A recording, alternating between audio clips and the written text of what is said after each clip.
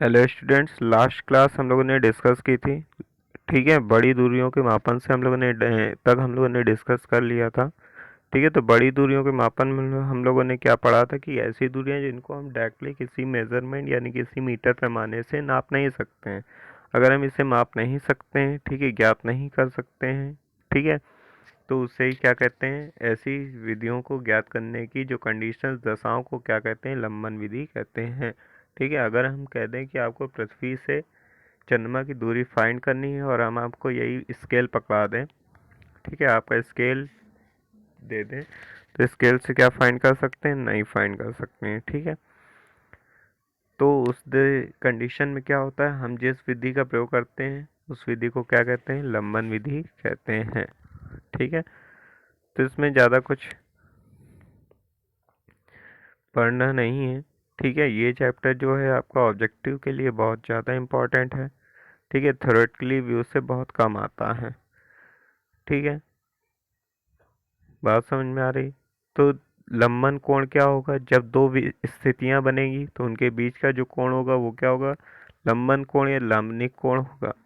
मान लो दो point A और बी थे, ठीक है, जिनके बीच की डिस्टेंस यहाँ से हमने देखे दो पॉइंट। ठीक है, तो इन दोनों पॉइंट के बीच में ये जो दिखाई दे रहा है ना, ठीक है, थोड़ा छोटा कर दे रहा हूँ, थोड़ा छोटा करते हैं, समझ में आ जाएगा। अब देखो, ये दो पॉइंट हैं, ए और क्या, बी।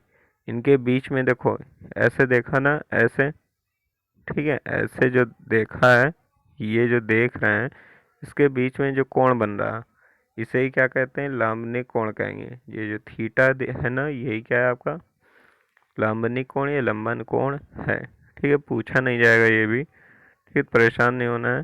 तो अब देखो, जब क्या हो, ग्रह की पृथ्वी से दूरी बहुत अधिक हो जाए, बी अपॉन डी क्या है, इस लेस देन वन। ठीक है, इसलिए थीटा कोण क्या हो जाएगा, बहुत ही छोटा हो जाएगा।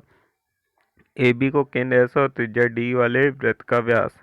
ठीक है, ये त्रिज्या डी वाले वृत्त का व्यास, तो हम लोग ने मैथ में पढ़ रखा है ना। ठीक है, तो उसी से ही हम लोग इसको निकाल लेते हैं। तो ज़्यादा कुछ इसमें परेशान नहीं होना है, ज़्यादा कुछ ऐसा पूछा नहीं जाता है। जैसे अब देखो, एक एग्जांपल यहाँ जो दिया हुआ है ये, ठीक है, क्या कह रहा है कि 1 डिग्री, ठीक है, उसके बाद 1 मिनट, ठीक है, इसको आर्क मिनट बोलते हैं, उसके बाद 1 सेकेंड। ठीक है, मैंने बताया था, ठीक है, कि 1 डिग्री तो ये हो गया, एक एक जो मिनट होगा, ठीक है, वो ऐसे, और 1 सेकेंड ऐसे। बात समझ में आ रही है? ठीक है, तो इसको हमें रेडियन में बदलना है, ये तो हम लोग मैथ में भी पढ़ चुके हैं, तो कोई दिक्कत नहीं होनी चाहिए। और मैंने बताया था कि 2 पाई रेडियन का मान 360 के बराबर होता है, पाई 180 होता है, तो 2 पाई ऑब्वियसली क्या हो जाएगा, 360 हो जाएगा। और 1 डिग्री में मैंने बताया था 60 मिनट होते हैं, और 1 मिनट में 60 सेकेंड होते हैं। ठीक है, यहाँ तक क्लियर है? अब हमें यहाँ से जैसे निकालना है, तो हमें 360 डिग्री पता है 2 पाई रेडियन होता है, तो 1 डिग्री स्क्वायर टू क्या होगा, पाई बाई 180। उसको यहाँ से डिवाइड कर देंगे। समझ में आ रहा है? ठीक है, तो इसको रेडियन में चेंज कर दिया, पाई की वैल्यू पुट कर देंगे 22/7, और फिर इसको हल कर लेंगे तो ऐसे आंसर आ जाएगा। ठीक है, इतना कोई टेंशन लेने वाली बात नहीं, इतना पूछा नहीं आता है। 1 डिग्री की वैल्यू अगर हमें यहाँ से पता चल चुकी है, ठीक है, इसको याद भी कर लेना है। 1 डिग्री की रेडियन में वैल्यू अगर ये होती है, ठीक है, फिक्स है ये। ठीक है, इसको यहाँ से याद कर लेना है, 1 मिनट। इसको यहाँ से आपको याद कर लेना है, ये 1 डिग्री की क्या है, वैल्यू है। तो आपको 1 मिनट पूछा है, तो हम इसमें ऑब्वियसली क्या है, 60 का इसमें क्या हो गया, मल्टीप्लाई हो गया है। ठीक है, बात समझ में आ रही है? तो ये जो वैल्यू आपकी थी, ये इम्पोर्टेंट है, ऑब्जेक्टिव वे से भी इम्पोर्टेंट है। ठीक है, ये जो उदाहरण आपको दिए हैं ये सारे पढ़ने हैं। ठीक है, इम्पोर्टेंट नहीं कह सकते हैं, ठीक है, क्योंकि ये आपके ऑब्वियसली मैथ में जो हम लोगों ने पढ़ रखा है, मैथ से रिलेटेड चैप्टर है ये। ठीक है, तो इतना हार्ड नहीं है। आगे चलते हैं, मेन मेन पॉइंट यहाँ से पूछे जाते हैं। ठीक है। अब उसके बाद जैसे देखो एक ये जो दिया हुआ है, कह रहा है कि सूर्य के कोणीय व्यास की माप दी हुई है, पृथ्वी से सूर्य की दूरी दी है, ठीक है, सूर्य का व्यास, ठीक है, कोणीय व्यास की माप दी है ना, कोणीय व्यास मान लिया अल्फा है, ठीक है, तो कोणीय व्यास की माप दी हुई है तो इसको हम बदल लेंगे रेडियन में, आर्यभाषण में रेडियन में बदल लिया। अब सूर्य का व्यास, व्यास यहाँ से गुणा करके क्या कर लिए, निकाल लिया, व्यास यहाँ से क्या हो जाएगा, सूर्य का जो व्यास निकलेगा वो क्या हो जाएगा, सूर्य से दूरी और उसके कोणीय व्यास की माप, ठीक है। ये फॉर्मूला जो है इसको नोट करना है, ठीक है, इसको नोट्स में बनाते जाना है, नोट्स में मेंशन कर लेना है और ये न्यूमेरिकल भी मेंशन कर लेना है, ठीक है, से रिलेटेड आएंगे। हम लोग आते हैं सूक्ष्म दूरियां, ठीक है, यानी ऐसी दूरियां जो अब बहुत ज़्यादा छोटी हों, ठीक है, यानी जैसे कोई मॉलिक्यूल हो, अणु हो, ठीक है, 10⁻⁸ मीटर से 10⁻10 मीटर माइनस में देखो दूरी जा रही है। अब इसको भी हम स्केल से मेजरमेंट नहीं कर सकते हैं, ठीक है। जैसे अत्यंत सूक्ष्म दूरियों के मापन के लिए हमें क्या है, विशिष्ट विधियों का अनुसरण करना होता है, ठीक है, तो इसमें जो भी लिखा हुआ है इसमें हमको कोई इतना डीप नहीं जाना है। यहाँ से जो आपके लिए इम्पोर्टेंट है वो क्या है, ठीक है, इम्पोर्टेंट जो है ये जो फॉर्मूले लिखे हुए हैं, ये बूंदों का आयतन कैसे याद करना है, एक ये, ठीक है, उसके आगे चलें तो जैसे ये मान लो ये कोई एक, ये जो है, ठीक है, तो ओलिक अम्ल के बारे में ऊपर पढ़ लेना है, ठीक है, यहाँ से ऊपर पढ़ लेना है, इतना इम्पोर्टेंट नहीं है इसलिए हम ज़्यादा बता नहीं रहे, आगे हम लोग चलते हैं, ठीक है। तो यहाँ से इतना आएगा नहीं, ये जो क्वेश्चन है, क्वेश्चन, ठीक है, इसका आंसर यहाँ तक है, इसको आपको अपने नोट्स में मेंशन करना है, ठीक है, इसको नोट्स में मेंशन करना है, ठीक। उसके आगे चलते हैं। अब देखिए ये जो लंबाइयों का परिसर दिया हुआ है, ठीक है, लंबाइयों के परिसर, ये जो टेबल दी हुई है, ठीक है, एक एक करके दिखा देते हैं बड़ा करके।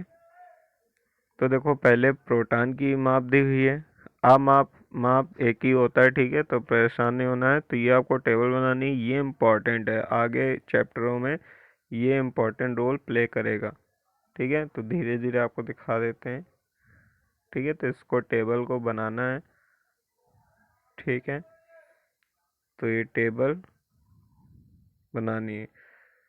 वीडियो में ना समझ में आए तो जैसे मान लो इतना देखा, पॉज कर लेंगे, फिर प्ले करेंगे, आगे आ जाएगा, ठीक है, फिर रोक लेंगे, फिर नोट कर लेंगे, ठीक है। अब हम लोग चलते हैं आगे। तो ये जो इतना है, ठीक है, वो टेबल के बाद आपको जो मेंशन करना है वो यहाँ से अत्यंत सूक्ष्म और बहुत बड़ी दूरियों के मापन के लिए हम लंबाई के कुछ विशिष्ट मात्रक भी प्रयोग में लाते हैं। ये कौन कौन से हैं, तो ये आपको पूरा नोट करना है, ठीक है। फर्मी हो गया, एंगस्ट्रॉम हो गया, खगोलीय मात्रक जो हो गया, ठीक है, और उसके बाद प्रकाश वर्ष हो गया, पारसेक हो गया, इसको आपको नोट कर लेना है, ठीक है। पारसेक क्या होती है, वह दूरी जिस पर पृथ्वी कक्षा की औसत त्रिज्या एक आर्क सेकंड कोण अंतरित करती है, तो एक पारसेक कहलाती है, ठीक है। अब देखो द्रव्यमान का मापन क्या होता है, अब इंडिविजुअल हम लोग पढ़ना चालू करेंगे। द्रव्यमान का मापन क्या होता है, ठीक है, द्रव्यमान पदार्थ का एक क्या होता है, आधारभूत गुण, ठीक है। मान लो कोई वजन है, ठीक है, किलोग्राम, तो वो जो किलो है तो वो तो उसका द्रव्यमान है ना। द्रव्यमान, द्रव्य का मतलब होता है मैटर, मैटर का मान, ठीक है। मान लो हम लेने गए 2 किलोग्राम, तो ग्राम तो अलग हो गया, वो भार हो जाता है, लेकिन जब तक वो 2 किलो है तो वो क्या हो जाएगा, उसका द्रव्यमान, ठीक है। तो आधारभूत गुण तो हो ही गया, बेसिक प्रॉपर्टी तो हो ही गई, ठीक है। यह पिंड के ताप, दाब और द्विकाल में उसकी अवस्थिति पर भी निर्भर नहीं करता है। द्रव्यमान का इकाई मात्रा क्या है, किलोग्राम है, और अंतर्राष्ट्रीय माप तौल द्वारा इसको क्या है, किलोग्राम के रूप में विभिन्न देशों में बहुत सी प्रयोगशाला में प्रयोग किया जाता है।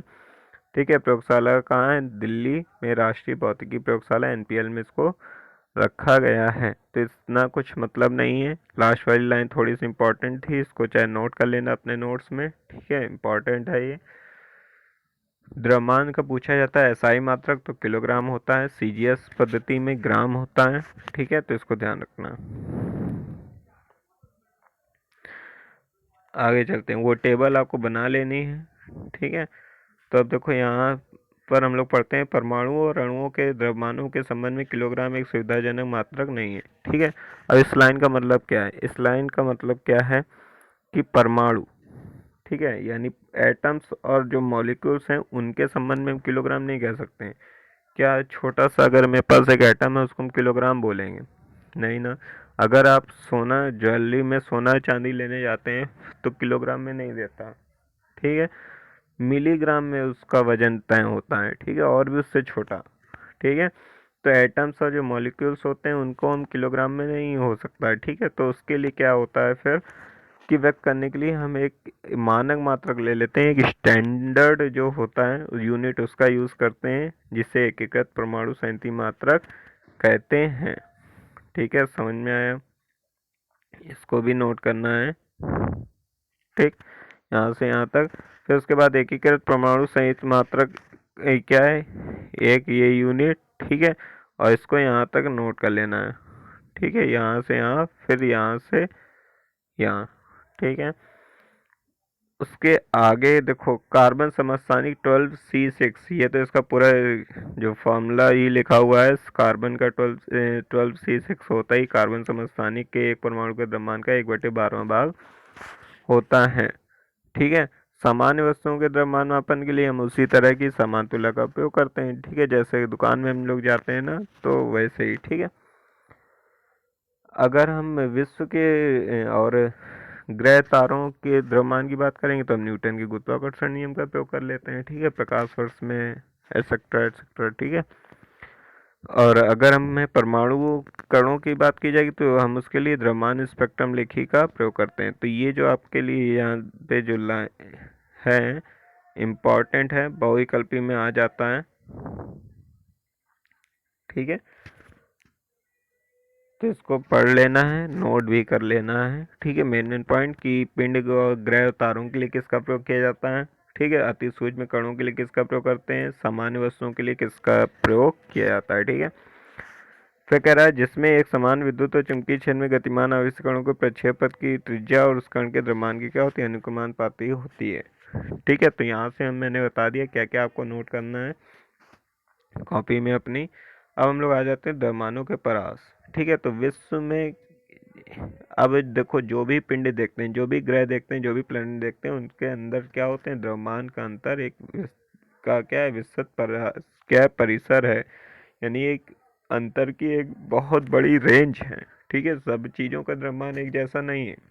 ठीक है, एक और इलेक्ट्रॉन जैसा सूक्ष्म कण है जिसका द्रव्यमान क्या 10⁻³ kg कोटि का है, तो दूसरी ओर लगभग 10⁻55 kg का ज्ञात क्या है, विश्व में ज्ञात है।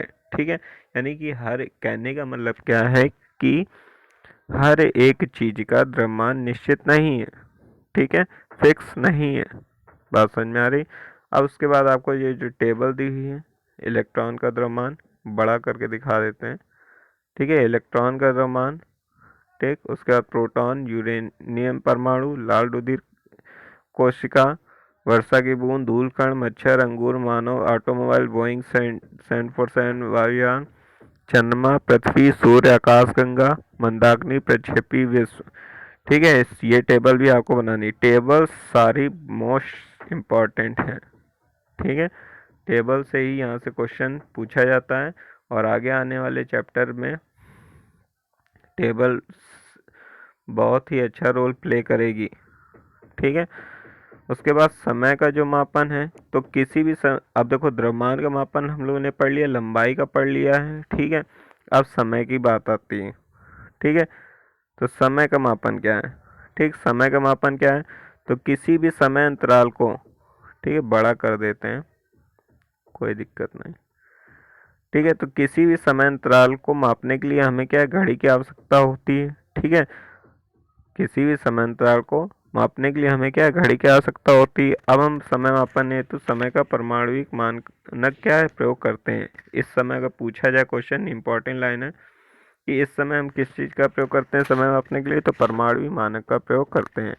ठीक है, जो सीजियम परमाणु में उत्पन्न आवर्त कंपनों पर आधारित है। ठीक है, यह ही राष्ट्रीय मानक के रूप में प्रयुक्त सीजियम घड़ी है, जिसे परमाणु घड़ी भी कहते हैं।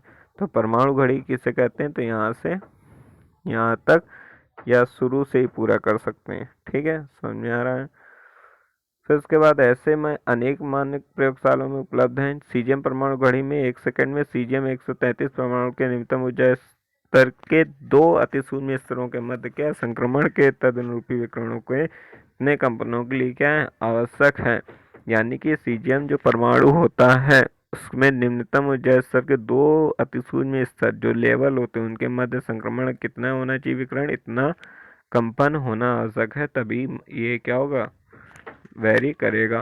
ठीक है, तो इससे कोई मतलब नहीं इतना परमाणु घड़ी तक देखना था। सीजियम परमाणु ध्यान रखना है कि यूज किया जाता है। ठीक है, तो इसी सीजियम परमाणु घड़ी को समय की समय दर को सीजियम परमाणु के कंपन ठीक उसी प्रकार से नियंत्रित करते हैं जैसे संतुलन चक्र के कंपन कलाई घड़ी को और क्वार्टेज क्रिस्टल कंपन किसी क्वार्टेज कलाई घड़ी को करते हैं। ठीक है, बात समझ में आ रही है। ठीक है, यहाँ तक कोई दिक्कत नहीं होनी चाहिए। आगे चलते हैं लोग, इतना डिटेल ये सब कुछ इम्पोर्टेंट नहीं है। ठीक है, तो परेशान नहीं होना है, जितना बताया वो उसको पढ़ना है। यहाँ तक हो चुका है। अब देखो यहाँ आते हैं समय के लिए। ये चीज़ जो टेबल है बस यही इम्पोर्टेंट है, इन्हीं को पढ़ना है। ठीक है, तो अब देखो समय अंतरालों की परास और कोटि यहाँ पे दी हुई है, तो इस टेबल को बनाना है। धीरे धीरे मैं स्क्रॉल करता जा रहा हूँ। ठीक है, किसी अत्यधिक अस्थायी कण का जीवन काल बनाना सब कुछ है। ठीक है, और इसको पढ़ना है। ये पूछा जाता है डायरेक्टली, आपके एग्जाम में आ जाता है, और ये इसी के लिए नहीं 12th क्लास तक के लिए इम्पोर्टेंट है। रेडियो तरंग का आवर्तकाल, ध्वनि तरंग की आवर्तकाल, ये तो बहुत ज़्यादा इम्पोर्टेंट हैं दोनों। प्रकाश तरंग हो गया, एक्स किरण हो गई, आँख झपकने में लगा समय। ठीक है, तो इसको धीरे धीरे स्क्रॉल कर रहे हैं, इसको आपको बनाना है। ठीक है, इसको बना लेना है। ठीक, चलिए उसके बाद हम लोग आते हैं अपने मापन में त्रुटि। ठीक, तो मापन में त्रुटि क्या है। अब देखो, अगर हम दुकान वाले के पास जाकर अगर हम उससे कहें कि आप मुझे 2 किलो कुछ चीज़, मान लो 2 किलो चीनी दे दीजिए। ठीक है, तो 2 किलो चीनी आपको दिखा भी देगा इलेक्ट्रिक तराजू में कि 2 किलो है, लेकिन क्या वो 2 किलो है एक्चुअल में? ठीक है, नहीं होगी। ठीक है, तो कुछ ना कुछ त्रुटियां रह ही जाती हैं। ठीक है, तो उसी चीज़ों को हम लोग ने मापन में त्रुटियां नाम का पूरी हेडिंग्स बना दी है, एक टॉपिक बना दिया है, और उसको ही हमें पढ़ना है। ठीक है, बात समझ आ रही। जैसे हम मान लो हम स्केल से मान लो किसी ज़मीन को मापने गए। हम मान लो रोड में, अगर एक इंजीनियर है वो रोड को माप रहा है। ठीक है, त्रुटि समझो कैसे होगा। एक इंजीनियर है वो रोड को क्या कर रहा है, माप रहा है। ठीक है, इधर से कुछ भी लिखने लायक नहीं था, तो कोई दिक्कत नहीं, पहले समझ लो फिर हम लोग पढ़ेंगे। इम्पोर्टेंट यहाँ से, इम्पोर्टेंट जो है आपका यहाँ से है। तो मान लो इंजीनियर था, वो क्या है, रोड मापने गया। ठीक है, मान लो 5 मीटर नापना था। क्या वो करेक्ट 5 मीटर ही नाप के आएगा? क्या वो 5 मीटर ही नाप के आएगा, या सुन नो? ठीक है, तो वो 5 मीटर नहीं नाप के आएगा, बिल्कुल सही दूरी तो नहीं नाप सकता है। तो कुछ ना कुछ सेंटीमीटर का भी हेर फेर हो सकता है, ज़्यादा हो सकता है, कम हो सकता है। तो मापन में कुछ ना कुछ त्रुटियां हो ही जाती हैं। ठीक है, तो मापन में आई त्रुटियों को मुख्य रूप से क्या निम्नलिखित 2 श्रेणियों में वर्गीकृत किया गया है। क्रमबद्ध त्रुटियां, ये आपको नोट करना है यहाँ से। ठीक है, यहाँ से मापन में त्रुटियां हेडिंग बनानी है और यहाँ से चालू करना है। ठीक है, और ये यादृच्छिक, यादृच्छिक का मतलब भी पहले भी प्रैक्टिस जब पढ़ाई थी तो उसमें बताया था। यादृच्छिक का मतलब होता है एटेंडम, अचानक से। ठीक है, क्रमबद्ध का मतलब लगातार हो गया, क्रम से गलतियां हो रही हैं, त्रुटियां। ठीक है, त्रुटियां यहाँ बिल्कुल देखो गलतियों से नहीं लेंगे ना, मापने में कुछ त्रुटि हो रही है। ठीक है, क्रमबद्ध त्रुटियां क्या है, अब यहाँ से आपको एक एक पॉइंट नोट करते चलना है। तो क्रमबद्ध त्रुटियां वे त्रुटियां हैं जो किसी एक दिशा धनात्मक या फिर ऋणात्मक प्रवृत्त होती हैं। मतलब क्या है, क्रमबद्ध त्रुटियां क्या होगी, या तो बिल्कुल पॉजिटिव वे में चलती रहेंगी, ठीक है, या निगेटिव वे में चलती रहेंगी। ठीक है, ऐसे होंगी, ये नहीं होगा कि एक गलती वैसे आगे की ओर हुई तो एक पीछे की ओर हुई। ठीक है, या तो दिशा पॉजिटिव होगी, धनात्मक होगी, ठीक है, धनात्मक होगी, या फिर कैसी होगी, कैसी होगी, ऋणात्मक होगी, या धनात्मक होगी, या क्या होगी, ऋणात्मक होगी। समझ में आ रहा है? ठीक है, पॉजिटिव होगी या तो निगेटिव होगी। ठीक है, अब इसके भी कुछ पार्ट्स हैं, वो पार्ट्स क्या हैं? ठीक है, तो यंत्रगत त्रुटि, यंत्रगत त्रुटि क्या है, तो ये त्रुटियां मापक यंत्र की अपूर्ण अभिकल्पना, त्रुटिपूर्ण अंशांकन या शून्यांक त्रुटि आदि के कारण होती है। ठीक है, तो ये त्रुटि किसके कारण होती है, मापन यंत्र की अपूर्ण अभिकल्पना, यानी मापन यंत्र जो आप यूज करें वही सही नहीं है। ठीक है, यंत्र गति लिखा है ना, यंत्र का मतलब ही हो गया जो इंस्ट्रूमेंट हम यूज कर रहे हैं उसी कारण त्रुटि हो जाए। मान लो मार्केट में एक स्केल 3 रुपए का आता है, एक 5 का भी आता है और 1 रुपए का भी आता है, तो 1 रुपए वाला स्केल सस्ता क्यों है भाई, उसमें कुछ ना कुछ तो गड़बड़ होगी ना। ठीक है, और 5 वाला स्केल 5 का क्यों है भाई, उसमें तो कुछ ना कुछ सही होगा। ठीक है, तो आपके यंत्र जो आप यूज कर रहे हैं मेजरमेंट डिवाइस, उसके कारण जो त्रुटि होती है तो उसे क्या कहते हैं, यंत्रगत त्रुटि कहते हैं। मैंने फिर से परिभाषा बताई कि हम जो यंत्र प्रयोग करते हैं मापने में, अगर उसके कारण कोई त्रुटि हो रही तो उसे यंत्रगत त्रुटि कहते हैं। ठीक है, तो यहाँ से आपको नोट कर लेना है। उदाहरण क्या है, किसी तापमापी का अंशांकन ठीक ना हो तो परिणाम स्वरूप या एसटीपी पर जल का क्वथनांक 100 डिग्री सेंटीग्रेड के स्थान पर 104 पड़ता हो, यानी फॉर एग्जांपल यहाँ पर दिया है। ठीक है, मापन में जरूरी नहीं, मापन यंत्र केवल आप स्केल से समझें। ठीक है, आपका जो थर्मामीटर होता है वो भी मापन यंत्र होता है, जितनी भी चीजें होती हैं मापने के वाली वो सब मापन यंत्र होती हैं। तो आगे चलते हैं, जल का क्वथनांक मान लो अगर हमारे तापमापी ठीक नहीं तो 100 डिग्री सेंटीग्रेड के स्थान पर क्या बताएगा, 104 बताएगा। ठीक है, तो यही दिक्कत है। किसी वर्नियर कैलिपर्स में दोनों जबड़े मिलाने पर वर्नियर कैलिपर्स पैमाने का शून्य चिन्ह क्या, मुख्य पैमाने के शून्य चिन्ह के क्या हो जाता है, संपाती 9, या किसी तरह साधारण पैमाने का एक सिरा क्या हो, घिसा हुआ हो। ठीक है, तो यहाँ से आपको पूरा नोट करते चलना है। बी क्या है, प्रायोगिक तकनीकी या कार्यविधि में अपूर्णता। तो मानव शरीर का ताप क्या है, ज्ञात करने के लिए यदि आप तापमापी को बगल में लगाकर क्या है ताप ज्ञात करेंगे तो यह ताप शरीर के वास्तविक ताप से क्या है, सदैव कुछ कम आएगा। ठीक है, ताप कैसा आएगा, कुछ कम आएगा। तो प्रयोग के दौरान क्या है, बाह्य परिस्थितियां, ताप दाब, वायु वेग, आर्द्रता सॉरी, ताप दाब, वायु वेग, आर्द्रता। ठीक है, यहाँ से आपको नोट्स बनाते चलना है, ये सारी चीजें नोट करनी है। ठीक है, आगे चलते हैं। ठीक, आदि में परिवर्तन मापन में क्रमबद्ध त्रुटियां प्रस्तुत कर सकता है। सी नंबर क्या है, व्यक्तिगत त्रुटियां। ठीक है, व्यक्तिगत त्रुटियां हैं। ठीक है, आज हम लोग व्यक्तिगत त्रुटियां तक ही डिस्कस करेंगे, उसके आगे फिर हम लोग आगे चालू करेंगे अपना यादृच्छिक त्रुटियां। ठीक है, व्यक्तिगत त्रुटियां क्या है, ये त्रुटियां क्या, प्रेक्षक के किसी पूर्वाग्रह, प्रेक्षक का मतलब जो ऑब्जर्वर है, जो माप रहा है, ठीक है, जो ऑब्जर्वर है उसके किसी पूर्वाग्रह, यानी उसने मान लिया कि हाँ इतना हो जाएगा। ठीक है, मान लो 5 मापना था तो उसने 4.5 ऐसे कुछ मापा, कहते हाँ ठीक है इतना तो होगा। मान लो हम किसी जगह पर खड़े और देखा, अगर हाइट देखी तो मान लिया हाँ 2 फुट तो होगा, अंदाजा लगा दे। ठीक है, तो जब अंदाजा लगा देते हैं तो यही क्या, पूर्वाग्रह। उपकरण के समंजन में रह गई कमी, यानी आप वो उपकरण कोई नहीं समझ पा रहा है। ठीक है, क्या अगर ये सेंटीमीटर के खांचे हैं कि मीटर यहाँ पर है क्या है। ठीक है, या प्रेक्षण लेते समय प्रेक्षक द्वारा उचित सावधानियां न बरती जाएं। ठीक है, आदि कारण होती हैं। उदाहरण के लिए क्या है, प्रकाशीय मंच पर सुई की स्थिति का पैमाने पर पाठ्यांक लेते समय यदि आप स्वभाव के कारण अपना सिर्फ सदैव स्थिति से क्या है थोड़ा दाएं और बाएं रखेंगे तो पाठन में लंबर के कारण क्या हो जाएगी, त्रुटि आ जाएगी। ठीक है, जैसे प्रकाशीय मंच है, यानी प्रकाशीय मंच का मतलब यहाँ बड़ा सा स्टेज नहीं है यानी जहाँ हम प्रकाश से रिलेटेड कुछ काम कर रहे हैं वो वहाँ पर सुई की स्थिति पैमाने पर पाठ्यांक लेने के समय यदि हम अपना शरीर जरा से इधर उधर कर देंगे तो हम ठीक से मेजरमेंट नहीं कर पाएंगे। ठीक है, तो ऐसी त्रुटियां क्या होती, व्यक्तिगत होती, व्यक्तिगत का मतलब स्वयं। तो यहाँ तक आपको करना है। ठीक है, तो उसके आगे हम लोग यादृच्छिक त्रुटियां कल की क्लास में पढ़ेंगे या आगे आने वाली क्लास में पढ़ेंगे। ठीक है, तो अगर ये और लास्ट में आपको क्या है, इसको सभी के साथ शेयर करना है। ठीक है, जो जो कहा है वो नोट्स बनाते चलना है, प्रिपेयर करना है। ठीक है, और ज़्यादा से ज़्यादा बच्चों को जोड़ना है। ठीक है, चैनल को सब्सक्राइब करना है। ठीक, और पढ़ते रहिए। मिलते हैं अपने नेक्स्ट क्लास में।